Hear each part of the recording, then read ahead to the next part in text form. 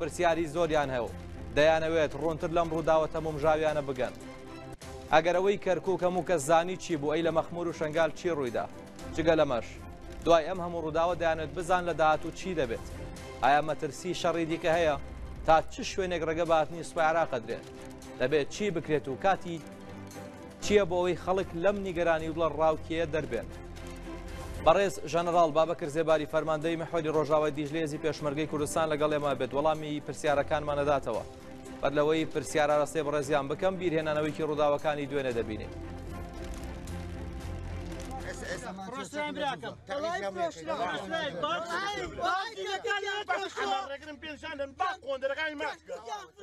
سەرڕایەوەی ڕۆژانی پێش هێرشەکەی حەشدی شعبی و هێزی عێراقیەکان بۆ سەر کەرکووک و ناوچەکانی دیکە هەزاران خۆبەخش لە شارەکە بڕیاری بەرگریاندا بوو. بەڵام ڕێککەوتنێک و کشانەوە لە تلوەرد و چەند ناوچەیەکی دیکە ورەی خۆبەخشەکانی شیێنایە خوارەوە و لە چەند کاژێرێکدا کەرکووک ڕادستی حەشدی شعبی و هێزەکانی دیکە کرا.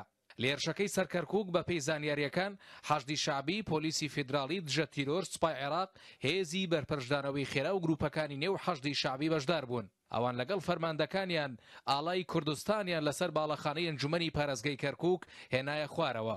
هێرشەکەی حەشدی شعبی بە سەرپەرشتی ئێران و هێزەکانی دیکە بێزیان نەبوو. زیاتر لە 30 پێشمەرگە شەهید بوون و 70 پێشمەرگەی دیکە بریندار بوون. بەڵام تەنیا بەشێکی پێشمەرگە شەڕیان کرد و بەشەکەی دیکە ڕێککەوتن بۆ دانانی فەرشی سوور بەو هێزانەی دەستیان لە خەڵک نەپاراست. سەرڕایەوەی حەیدەر عەبادی سەرۆکوەزیرانی عێراق پێشتر گوتبووی هێز دژی خەڵکی دیکە بەکار نایەنن، بەڵام بە قورسترین چەک وەڵامی بەرگری بەشێکی پێشمەرگە لە کەرکووک درایەوە.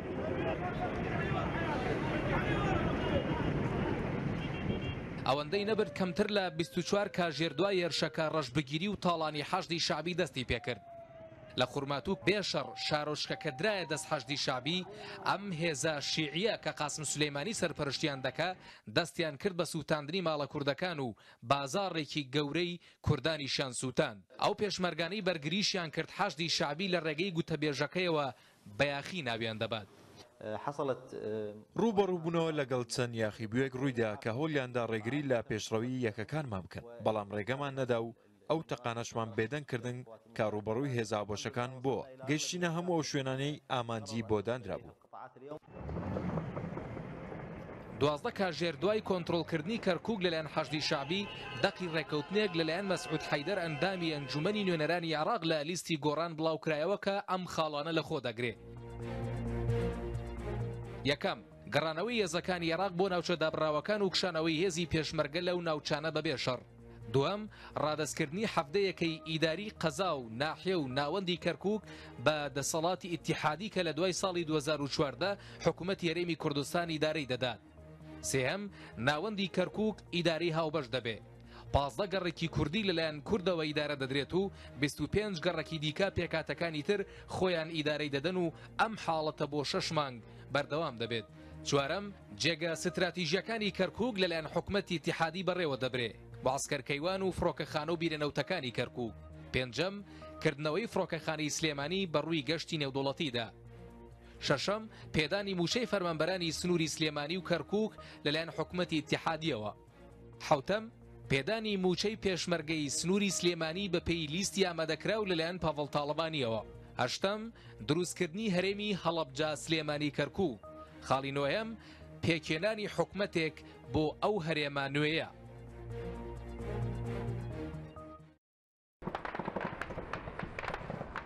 سەرڕای ئەوەی لە ڕێکەوتنەکەدا ناوی عامری هاتووە، بەڵام ئەو بەرپرسە شیعیە هیچ پۆست و پلەیەکی نییە لە حکوومەتی عێراقیدا.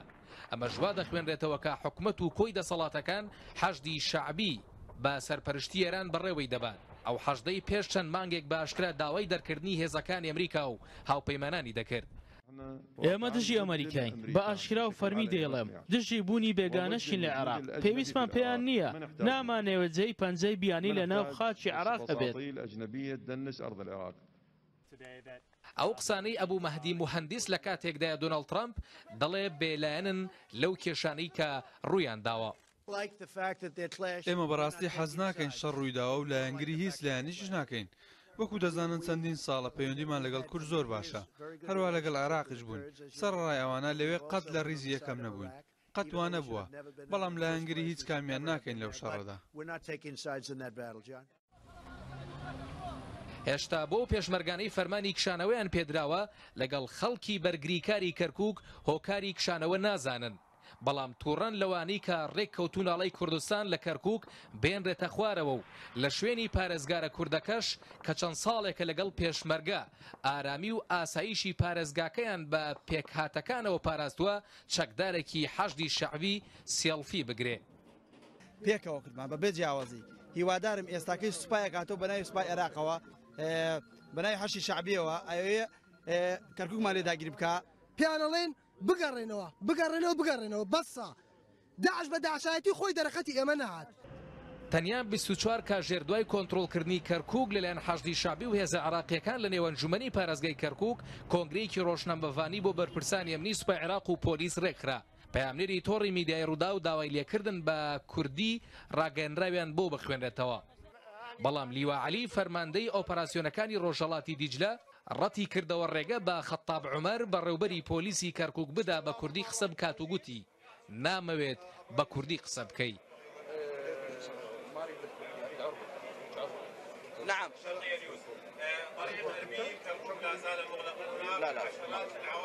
لا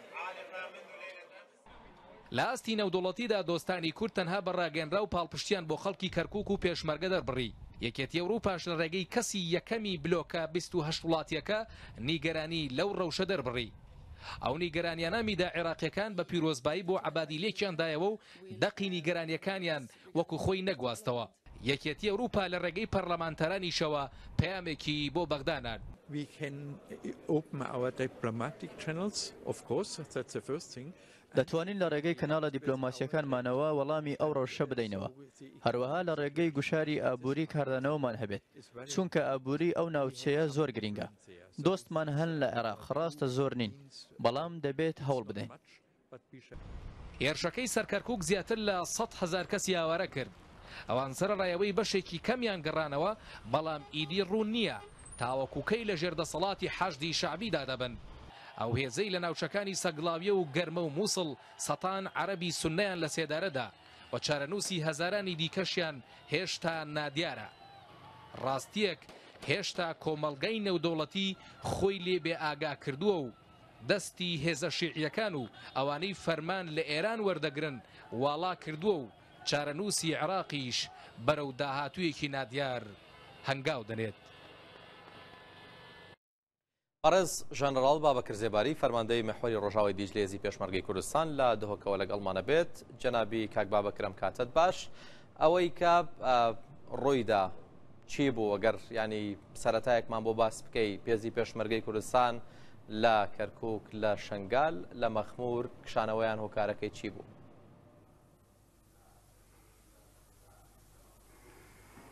طبيعي أوجه خيرات نهونجو وما بينارات كين دسبيكي أو حادين كركي كرويداي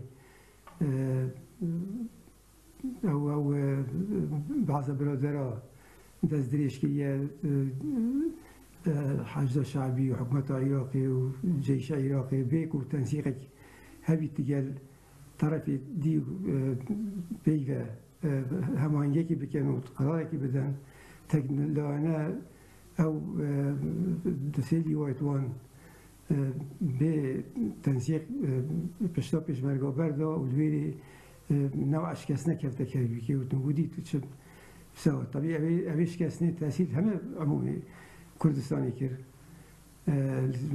گله جدی که مع الاسف تبیا شیاطوری نداره چون که هم جبهه که دا هم برای دیکی هم روجيت اجتماعك جلك جوان هذا كلام ملتي كل زول بكي خوش باجتماعك وتفاقك هاي براتينك هاي بس مع الاسف عندك برادر هاد نوف وان برادر هذا كاركي خلت كيف تصور من تيجا وانا كربا تاثيرك سلبي كرسر وضعي بيشمركي ووضعي عمومي كردستاني لە ناوچەکانی دیکە یعنی ئەمەی کەرکووک زانرا لە ناوچەکانی دیکە پێشمەرگە بۆ کشانەوە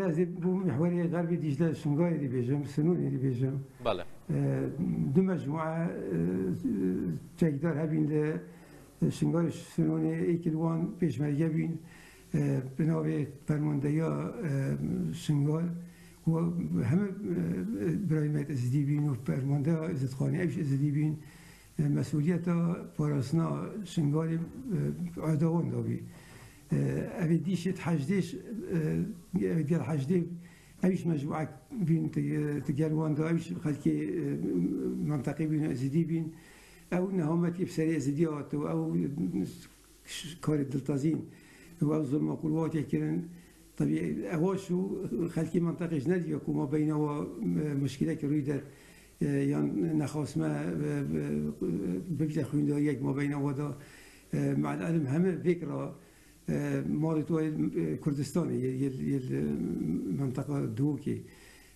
برندي وخوش نديكو أو انجام ببيتو كدو بكو جنو خوينداري في ما بينه ودا نبي الشرب شنغاي وسنوني جناب سروکش بود تریکر بود کیف اون واقعا و نوشت شرط چی بید نگم هیچ مانعیه فرمون اداره خوب بکنم چه مشکلی نیست.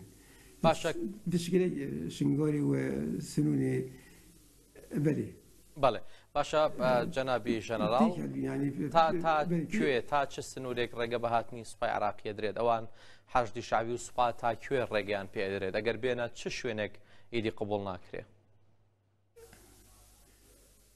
حشد شعبي اتفاق دانية جيش عراقي اتفاق دا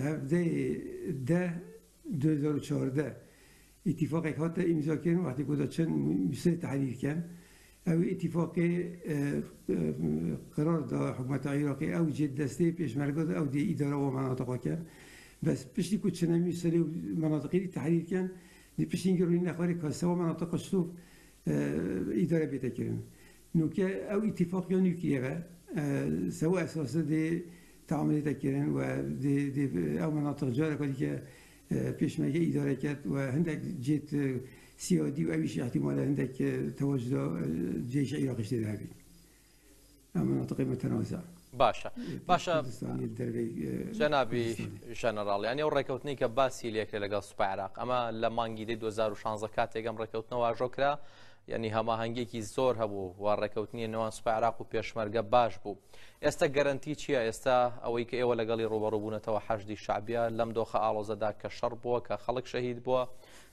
یعنی ئێوە گەرانتیتان وەرگرتووە کە سوپای عێراق بێت و سوپای عێراق پابەند بێت بۆ ڕێکەوتنەوە دڵنیان لەوە جرانتي او اتفاقي كرا تحالفش لقلبه يعني اوانش جزء كان لو اتفاقه زياتيش جرانتي ما دي شيء لدون تحالف او عراق او كردستان يعني اما بزانم اوان او سنوري كباسكريت يعني سنوري او ميجوكا لا صالي 2016 كويه يعني سوبر عراق ديتو كيو بيشمرغ لا كيو ابيت شوينه كان مثلا غربي ديجيتا شنغاري هي تيدا سنونة زمارة ربيعية شنغارة سهل نينا واقع جزء كي مازن تيدا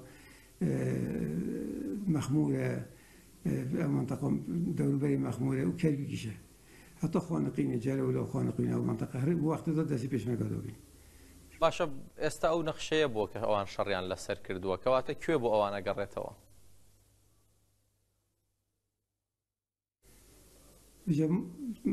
طبيعي بشتي هالشارك دانستان هبن دیگران نتیجه او ناکوکی بین لادان دیچاوین لادان پر رنشنی و پر گفتگو و تیگشنی دا او نامتی بین لادان کسی که شر ناخوی پایده نکرد ابدا و شر داعش کرد داعش جسمه که غریبی بس ناف خدا عراقی شر کدوم کن شکی گله که خرابه هر دو طرف تصور من می‌زانن جلبر هندی تریا علاجی بیده کردن مترسی هی هیچ شرکی دیگر رو بدات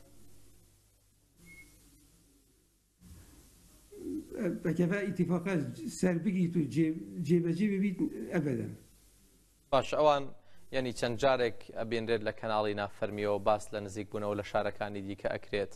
هێزی پێشمەرگەی کوردستان سەرکردایەتی سیاسی ڕێگە بەمە ئەدەن؟ بۆ کێ شارەکان مەسەلەن شاری کوێ؟ ینی بۆ نمونە باز لەوە ئەکرێت بێنەوە نزیک هەولێر یان بێنە نزیک دهۆکشتی وا ڕۆدات؟ نه شێوەتونی نابدەن. ئەگەر ئەوان جوڵەیەکی لەو شێوەیە بکەن چی ئەبێت؟ دەربەی شارە دەبێت شاری جارێکی بێ شار. بەس ئەوان ئەو نیەتیان نەبووە نیشانە. ئەمریکا و هاوپەیمانان هەستیاریکی زۆریان بەرامبەر بە بەڵێ هەستیاریکی زۆریان بەرامبەر بە شنگال هەبوو کە لە دەست حەشتی شعبی نەبێت، چونکە حەشتی شعبی واتە ئێران لە ڕوانگەیەوانە واتە سوپای پاسداران. ئێستا ژە هەستیاریان ماوە بەرامبەر بە شنگال، ئەمە قبوڵەکەن کە شنگال لە دەستی ئەوان بێت؟ مشکلە حەشت لەگەل هەموو سنەکان مشکلە هەیە، لەگەل تورکمانەکان هەیە، لەگەل ئیزدیەکان هەیە، لەگەل کورد هەیە، لەگەل طبيعي نهم حشد جزء لنوع أو حشد كوينا إنسانا ذاك الحقيقة يعني زور شيء تسيان إثبات ولا هم شيء وقت داخل دبن أو بعض حشد زور شيء خراب يعني كذي بلام أكثر حشد إنساني خراب مين بتصوري من نزيك من أوديت من بغداد أبي بيروت إمام سيستاني عن بعض جهات الديوكو سيد صدر سيد حكيموان تملايين بين بدر أو نبين يعني الشيخ رب نذكر شجرة. باشا يعني مادام رونا كجناب سبحان سالاري عراق بويت هذه أوان ويعني هذه عراق وهذه حشد شعبي بوشيوي بوك بيشمرقا لبرانبريان شرنكاد يان تشيبو يعني مسألة كهز بو يعني بابتك تشيبو وقت إمالوي سوى نبو حتى حجش نبو وجيش عراقي ممكن نبو شعارك قومي أو مذهبي أو آيني هذه وحدك عراقي فوز يعني تشكيل ليوا يعني فرقة همن نويت بالرقم وبينو هیچ صفتێکی دیکە نبینو کە منو بینید فرقا حەجدێ و میلیشیات و جیشه بۆ هەلکردنا ئاڵا زۆر کێمە یعنی هەمە فکرە بۆ ئاڵا هەلگیرن هەمە فکرە هەی کەیفا خۆ ئەوە تشێکی نەلایەقی جیشە. هاوپەیمانان قبوڵەکەن ئەوان لە ڕێکەوتن بوون لەگەڵێەوە ینی ئەم ڕێکەوتنەی کە ئەمڕۆ باسی لێوە کراوە. هاوپەیمانان قبوڵەکەن سوپای عراقی ئەم ڕێکەوتنە پێشێلەکە هیچ مەرجێکیان داناوە هیچ خاڵێک هەیە کە ئەوان لە هیچ حاڵەتێکدا بۆ خۆیان بێنە ناو دۆخەکەەوە دەستوەردانی سەربازی بکەن. ئەوان هەماهنگی دەکەن ئەوان هەتا ئێستا تەدەخلیان نەکردە بە قووەت و بە تهدید و ئەوانە لە ساڵی 2003 هەتا ئێستا ئەوان شێوە نەکردیە.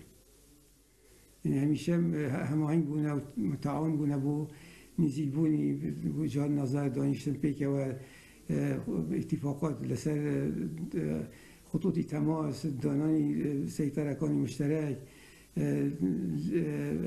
ئەگەر کەسێک بێشیری کردوایان شتێکی خراپی کردوە ئەوان وەکو شاهد وەکو حەکەم تەوبیخیان دەکرد شی باشیان دەکرد حەقیقەتەوان. باشە جەنابی کاک بابەکر ئەگەر لەو ناوچانی کە حەشت نزیکیانە بێتەوە بەرامبەر بە هاونیشتیمانیان و بەتایبەت بەرامبەر بەوانەی کە لەو ناوچەیەدان پێشێلکاری ئەنجام بدا وەک ئەوەی کە لە ناوچە سونیەکان کردوێتی هەڵمەتی پاکتاوکردنی خەڵک شتی وا ڕوو بدات پێشمەرگا مەقبوڵەکات سەرکردایەتی سیاسی مەقبوڵەکەن؟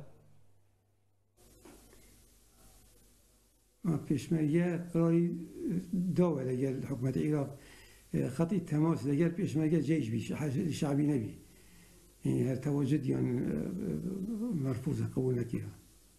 ئەگەر حاڵەتێکی لەو شێوەیە بێت ئەوان بیکەن ینی چی ئەبێت؟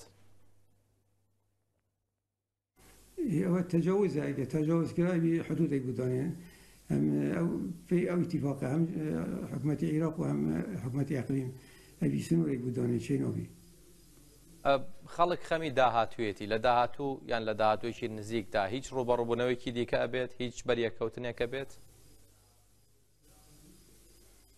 پێشتر گوتم ئەگەر ئەو ئیتیفاقیە جێبەجێ ببی من تەسەوڕ ناکەم هیچ شتێکی ڕووی بدە و سیقە دووبارە دێبەگەڕێت و دێ موشکیلەی دەحەتکردن چونکە سیقەیی هەموو شتێکی گەڕقوتی ئێستا ئەم متمانەیە هەیە لە نێوان ئێوەوان ینی شەڕێک ڕوویداوە ماوەیەکی کەم نیەم شەڕ ڕوویداوە متمانە دروست بووە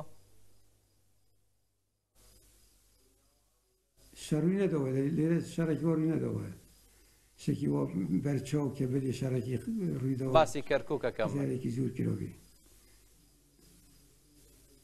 بەێ لە میدیاکان جوێری وەکە مەجموعەکە شەهید پێشمەرگە بووە ئەوانیش مەجموعەکان لێکوژراوە هەردوو تەرەف برینداریان هەبووە لە یەکدوشین دەرگیری چی بووە زیاتر نەبووە لەوێش هێزی پێشمەرگە ئێستا مۆراڵی چۆنە دوای ئەم دۆخەی کە ڕوویداوە ورە و هێزی پێشمەرگە چۆنە ئایا ئامادەیە بۆ ڕوبەڕووبوونەوەی گەگەرەوان پێشێلکاری بکەن طبی پێشمەرگە لە سەنگەردایە و سیلاحی بەدەستەوەیە ئیمانی بە قەزیە خۆی هەیە نیشتیمانی خۆی نەتەوەی خۆی خاکی خۆی ئەپارێزی ئیثباتیشی کرد لە شەڕی داعش 1000 شەهید 10,000 بریندار هەر ئەو پێشمەرگە و ئیستەش و بوداواتش تەسەوڕ ناکەم چ جارە کۆل بدە و یا زیەک نەبی و یا تێک و شەر نەبی باشە جەنابی کاک بابەکر ئەگەر خەڵک دڵە ڕاوکێیان هەبێ دوو دڵیەکیان هەبێ ینی قەلق بن لەم دۆخەدا ئێوە چیان پێڵێن چ قسەیەکتان هەیە بۆ خەڵک من دەرێم ئەبەت خوب دوور نەکەن قەلق نەبن ئینشاءالله هیچ مشکلێکی وەڕووی نادات ببیتە سەبەبی تێکچوونی وازە لە منتەقە کەواتە ینی هەنگاوی داهاتوو چی دەبێت چ شتێکی تازە ئەگەری هەیە ڕوو بدات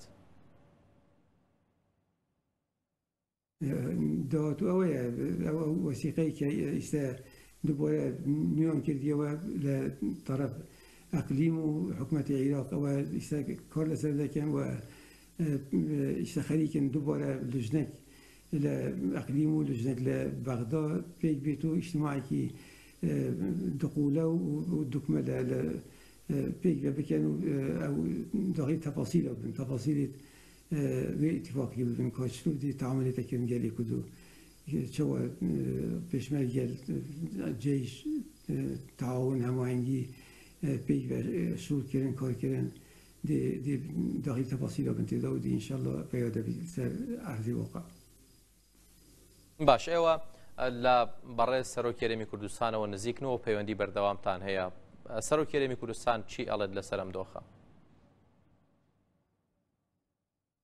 سەرۆکی کوردستان ئەم فەرمایشی ئەوە بووە و ئیتیفاقی کە دووبارە زیندوو کردیەوە هەر جەنابی و بیەوە و بەرنامە موافقە سەرکرد و مشجعیشە گەلێک تەشجیعیت کرد و دایمیش متابعیت کرد و تعلیمات داد و ئەوێ ئیتیفاقی جیب بکەن و بێشینەیە دەکردن چ مەوادی توێ باس دەکەم بەڕێز ژەنەڕاڵ بابەکر سێباری فەرماندەی مەحوەری ڕۆژاوای دیج لە هێزی پێشمەرگەی کوردستان سوپاسکە لە دۆخەکەوە لەگەڵمان بوویت بەڕێزان 360 مان پێشکەشکردن سەلامەت بمێنن